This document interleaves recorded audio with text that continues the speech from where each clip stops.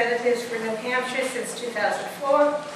He was Speaker of the House from 2010 to 2012, and you know that was a great year for us. So he represents New Boston and Mount Vernon. Bill's not running for re-election, so this might be the last time we see him. Bill?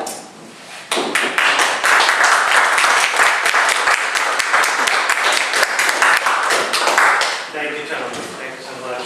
Now, before I get going, I was wondering if I could introduce a good friend of mine, Representative Carolyn McGuire.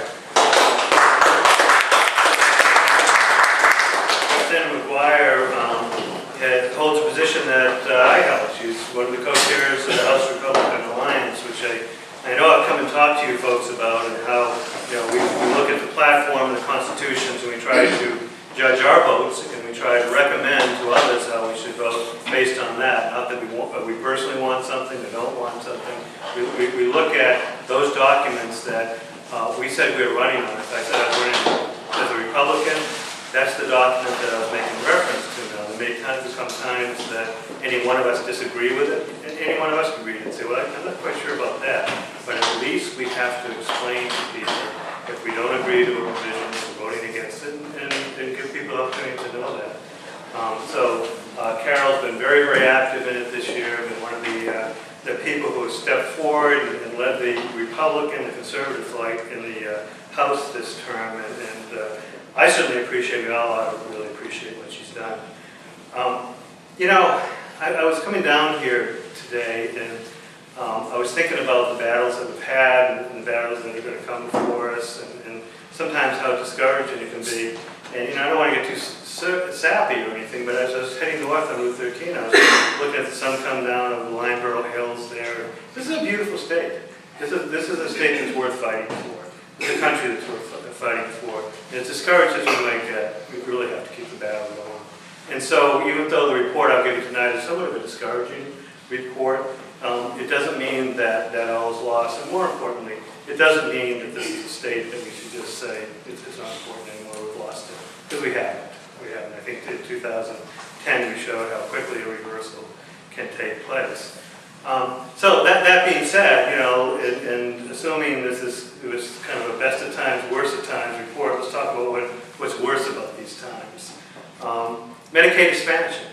As you know, we unfortunately knew what was going to happen in the House there. The House was going to vote for it. It's a Democrat-dominated House, and it's going to vote to expand Medicaid. Let me tell you what that means just real quickly. As part of Obamacare, Obamacare was doing principally two things in order to reach a goal, which it's fallen off from reaching, but to reach a goal of expanding insurance coverage.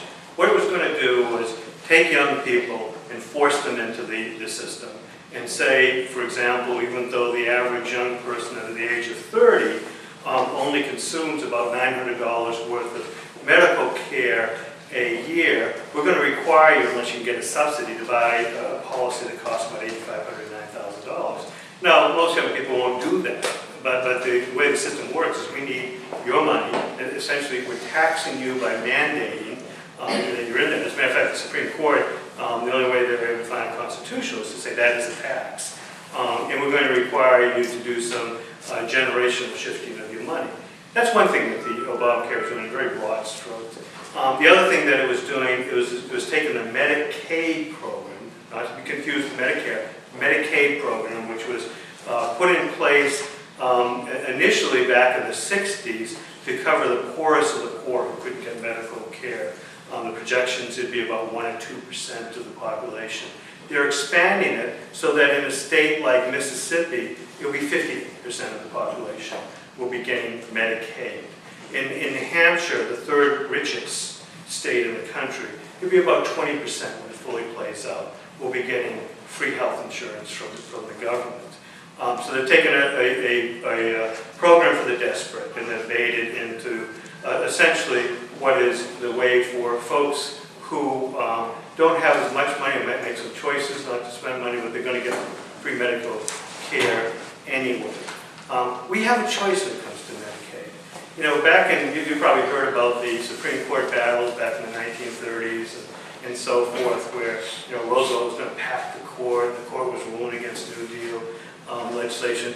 The way the Roosevelt administration got around that, we've seen it play out now for about 60, 70 years, is they accepted the invitation of the Supreme Court to use their spending power to coerce the states into doing what they want. You couldn't command the state, for example, to adopt the Medicaid program. What you could do is you say, we have a bunch of money to give you. They'll tax it away from us, of course. Take it to Washington, and then they'll go to New Hampshire, they go to all these states. And they say, we have a bunch of money to give you. And if you take it, then you have to spend it the way we want to. So there's about $400 million, $500 million, somewhere around there a year that comes to New Hampshire to fund the Medicaid program. Unless we dance the federal dance, we don't get that money. Now we had a choice. The Supreme Court said in this convoluted decision finding Obamacare was legal, it was constitutional. The court said, well, this expansion, the states don't have to go along with it. We had a choice as a legislature whether or not to go along with it. When I was Speaker, our choice was we'd have nothing to do with this because it was bad for people. What it did, for example, let me tell you one of the effects of it. It took people, a family that was, say, of 4 people that was earning, say, $35,000, $40,000 a year, kind of hard to make it, but they were making it. And it said to that family, we'll give you free medical care. We'll give you a policy that's worth about $18,000 to $20,000 a year. But if you make $41,000, $42,000, you're going to lose that policy. So it consigns people to dependency on the government. Because how many of us jump from $40,000 to $60,000 a year? So it basically takes people and does what a Democrat administration wants to do, which is make them dependent on government. It's very pernicious, it's very harmful. We talk about why the middle class isn't growing. That's an example of the reason why it isn't growing. We had a choice. We knew the Democrats in the House, that control the House, were going to agree to Medicaid expansion. We thought we had a firewall in the Senate. Unfortunately, that firewall was breached, and the decision was made to expand it.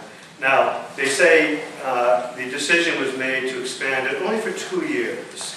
And if the federal government falls back and doesn't continue the funding, then we won't. You know, it's going to be about 30,000 or 40,000 more people who are on Medicaid. Do you think that any politicians anywhere, especially in Congress, politicians that we see operating over the years, are ever going to make the choice to take 30,000 or 40,000 people off a welfare program in one vote? It's just not going to happen.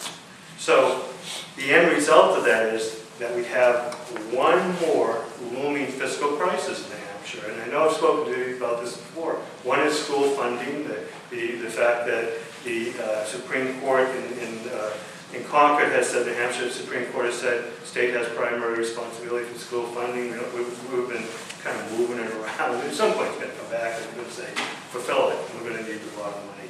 Another is the pension plan, which we worked on desperately when I was Speaker. We just couldn't get it. We made some changes, but we couldn't get us to where we ought to be, which is take it away from a defined benefit plan to a defined contribution plan, a 401k plan, which would have solved the unfunded liability. We couldn't get to that point. As a matter of fact, once again, the Supreme Court's standing in our ways because they're saying you can't take current retirees, even if they've been in the system one day, and change the plan on them. So somebody that's hired today, we live with them on defined benefit for the next 30 or 40 years. So you can see that it's almost impossible to reform it, given the problems. But the end result is we're only at 52% funding of that plan. That means for all the money we need in that and the way it will grow over time, we only have 52 cents of every dollar we need to be actuarially sound. That's another looming crisis. Now we have a third, which is Medicaid. Because Medicaid will continue to go on and expand, and everyone in it, even the federal government, the Congressional Budget Office says states will run out of money trying to pay for Medicaid. And so, you know, we would have hoped that the Senate Republicans would have had the courage to accept the demonization, to accept the criticism, and do what's right for a state. And unfortunately, they did. Certainly, we had no hope for the Senate or any Democrats, but that's what happened. That's one of the things that are facing us. We're going to be in the majority this time. We have to look for leadership that would have the courage take a look at these problems and think anew about them. One of the ways to think anew is obviously, do we stay with Medicaid? The last state to join it was, I think it was Alaska in the 1980s. We don't have to be part of it. Texas is trying to get out of it. There's a proposal by a number of states to block grant it. Just give us the $400 million. Cap it at that. We'll take care of the health care for our poor people. So there's ways, but it takes courageous leadership, and that means, unfortunately, different leadership than I'm seeing. We had another, so that's one of the things that's happened this term as we're winding down. Another thing that happened is the gas tax. You might remember during the first half of this term, the Democrats fought for a bill to increase the gas tax by about 16 cents. It was about an 80% increase. And I was very heavily involved in that. We managed to convince the Senate at that point. We brought the argument in the House, but the Senate listened to it and they convinced them that what we ought to do is take the gas tax now that goes into the Highway Trust Fund, where it says that it's only supposed to be dedicated to the repair and building of roads and bridges, and stop the leakage. It's about 38% of that. It varies from budget to budget. That goes to other places. Goes to trails. Goes to paying for the homicide unit for the state police for some reason. Goes and pays about 40% of the salaries for the state police. And that hemorrhage, that leakiness, means we don't have enough money to keep our roads repaired. And so when they brought it forward, we made an argument saying, let's close that leaky bucket. I actually got it on TV. I took a bucket and put some holes through it, and put some labels around it and said, $20 million to the Department of Resources and Economic Development. And it kind of worked out well. And the Senate held the line that they brought another bill forward. Now we're going to lose these bills in a Democrat dominated House. They brought a bill forward to increase it 23%. We lost it in the House. Unfortunately, that bill came out of the Senate, and the Senate went along with it. July 1st, folks, there's going to be a gas tax increase. It's going to be at 23% of what we pay now. And the argument is, well, it's going to mean money for your towns. It's going to mean money to complete Route 93. We allocated an extra $50 million to the expansion of Route 93 coming from Massachusetts up to Manchester already in this budget. And moreover, maybe about 40% of it's going to go to Route 93. Money is going to go to towns and cities, but it's not going to start going to towns and cities until after this budget. And then when it does, there's no requirement that they even use it on roads or infrastructure. It can be used by the towns any way they want to. If we just closed the leaky bucket, if we repaired it, then we wouldn't have to be doing anything like this, just showing discipline in budgeting. We had a bill that came up yesterday that I think is an example of how we can get caught into expediency. It was really a constitutional amendment. It was called, goes by the name of CACR, Constitutional Amendment, Constitutional Resolution 17. This is one that would have added the words sexual preference, sexual orientation, to our Constitution, saying can't discriminate against anyone for sexual orientation. Now, I got to tell you, I'm a person who really believes in individual sovereignty, and that our government starts with people who have a space where they are let alone, and government shouldn't invade that space. And they shouldn't invade that space whether the person's black or white, or what religion they have, or what sexual orientation they have. And that certainly is something that our government's built on. But that's not what this bill was. What this constitutional amendment is intended to do is continue a practice that began about 50 or 60 years ago in the party of government, Democrats, which is to identify specific grievance groups and try to carve them out and say, we'll protect you in the law, and what we'll do is we'll give you group rights that supersede individual rights.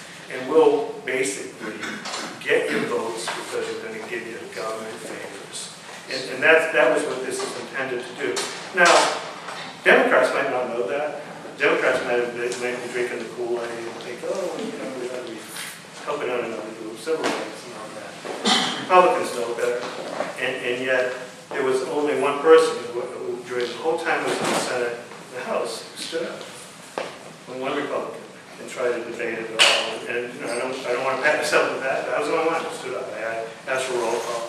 I asked for a vote on it where everybody's votes are recorded. Look at it, CACR 17. That's something that majority of Democrats voted for. There was a motion to interim study it. We don't need to study things like that. We need to get rid of things like that. We know what they are.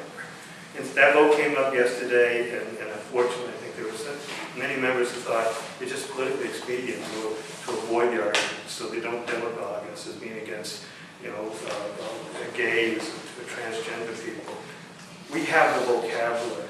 We have the argument to be able to say why it's important to stop the slicing and dicing of our society into opposing groups. We're one country.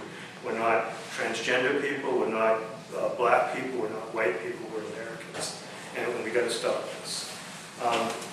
You know, another issue that has come up that I think tells us what the difference are between Democrats and Republicans and the type of leadership that we need going forward is that there's a Superior Court judge who ruled that the Medicaid enhancement tax, which goes by the term Met tax, is unconstitutional. What the Medicaid enhancement tax started, that's a very, very curious history. There were some people in some legislative organizations who noticed that if you tax hospitals, that becomes a hospital cost. And with Medicare and Medicaid, the federal government will reimburse them that cost. And so they hit upon this idea of let's tax the hospitals. And then what we'll do is the federal government will reimburse it. We'll give them back what the reimbursement is, and we'll take the remainder. And so it's kind of like a little Ponzi scheme the states were pulling off. They started this about 15 years ago. And you know, eventually the federal government, when it started off, it was kind of a wink and a nod, you know, so under Clinton and all, so it was just kind of a way to get money to welfare. But eventually the federal government said, no, a true tax, it's really kind of a curious way they phrase it, a true tax has to have winners and losers. That means somebody has to pay, somebody doesn't, you know, somebody else gets the money. You don't have a true tax if you give it anything right back. And they said, so we don't view that as a true tax, therefore it's not a true cost to the hospitals, therefore we're not going to reimburse the cost.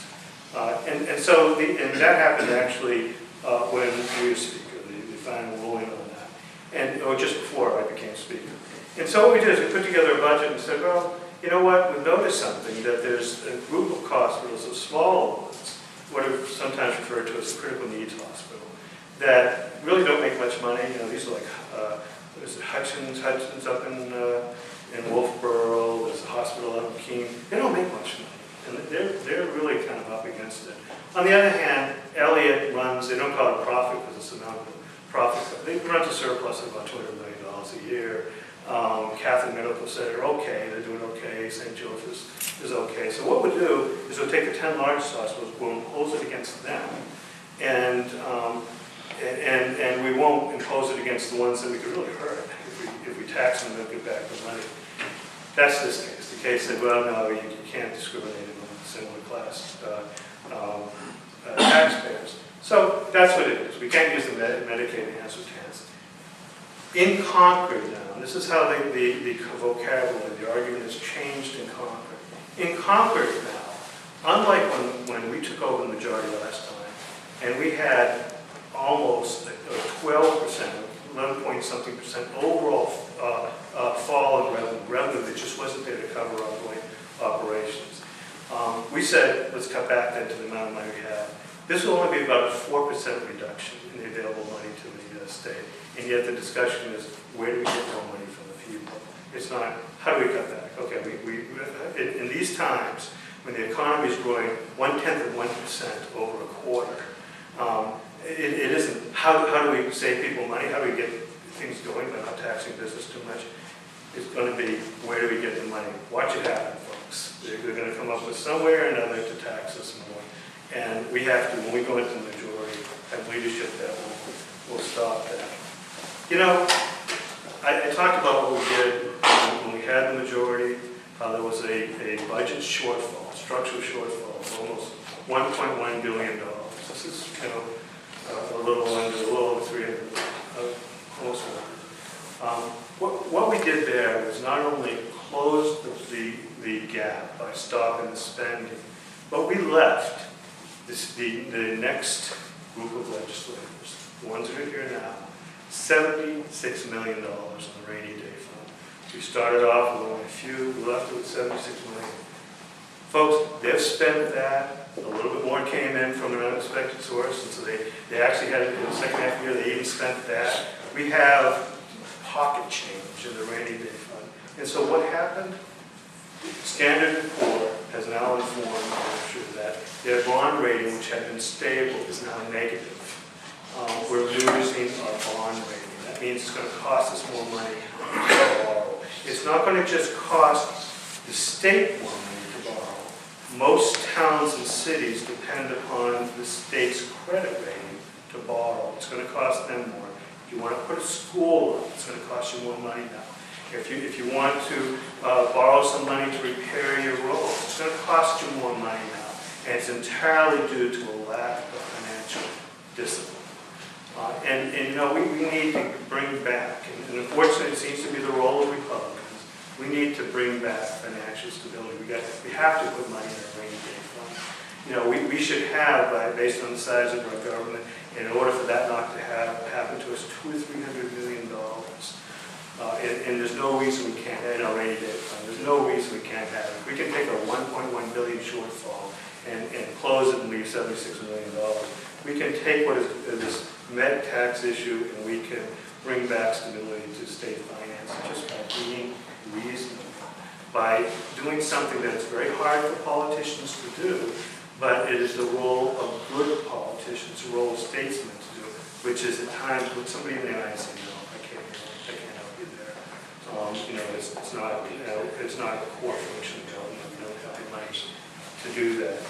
So, you know, that's what's going on in Concord. There's all sorts of little things going on that, you know, any one of us, if we sat through a debate and sit there after the vote was over, being distressed. You know, the Democrats brought forward a bill that blew open the definition of what it is to have certain type of injuries and workers' comp. You know, it seems kind of technical unless you run a business or unless you don't want to be laid off in a small business.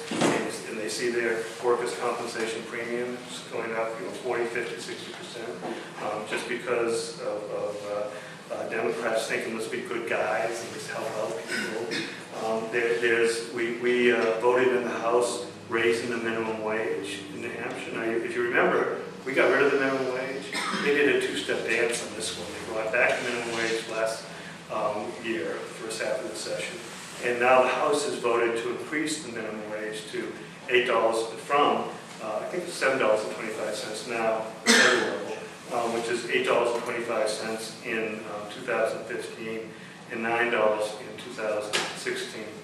And you know, I know this group, you stay abreast of the issues. You know as well as I do, no one lives on the minimum wage. What it is a way for young people to get into the job marketplace. Because, you know, I've run some businesses, a lot of you have run businesses, all of us have been young at some point, and very few of us are worth much when we go to our first job. And so if you go to somebody and say, hire me to work at your gas station, hire me to work at your food place, so I can get the understanding of what it is to work and to contribute and to show up every day and gain some skills. At $7 an hour, they might say, okay, I'll take a flyer. And at $9 an hour, they're not going to.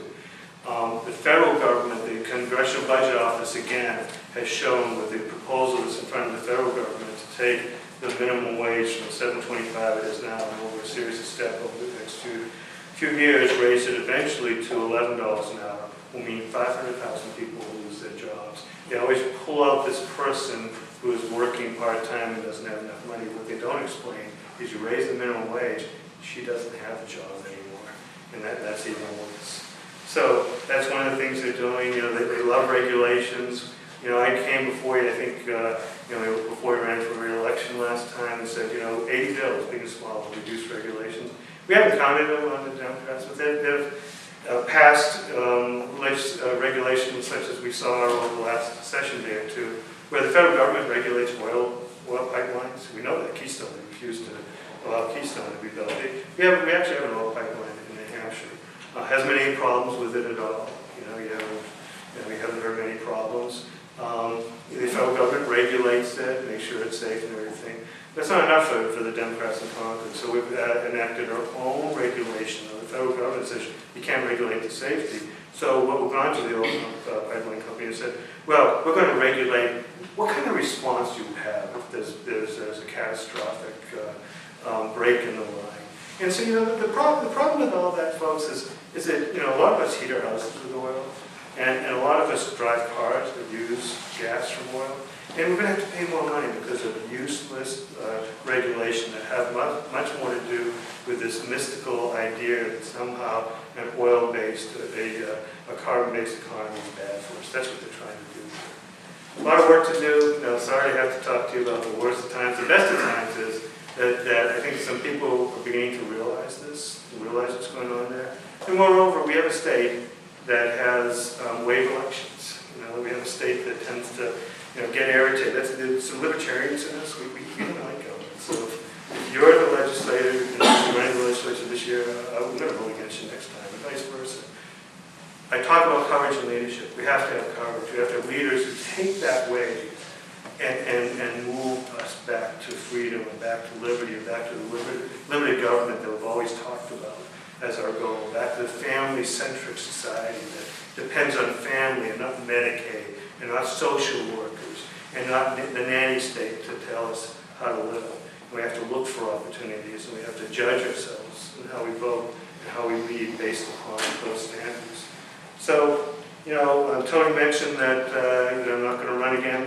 I'm not sure at this point. I'd like to hear from you folks on whether I should run again. I don't know. I despair when I see this happening. I worked, a lot of us did. Carol, for example, worked very hard last term. She was a committee chairman when I was speaker. Worked very hard to achieve what we did. And it's tough to see it go back, and it's tough to know that these opportunities are going to only come to us every so often in New Hampshire and not want to be part of the solution rather than sit back and hope that somebody else does it. So, let me know over time and make a decision. The sign up is in about a month or so decide what I should do. Thank you, Tony, and thank you to all of you.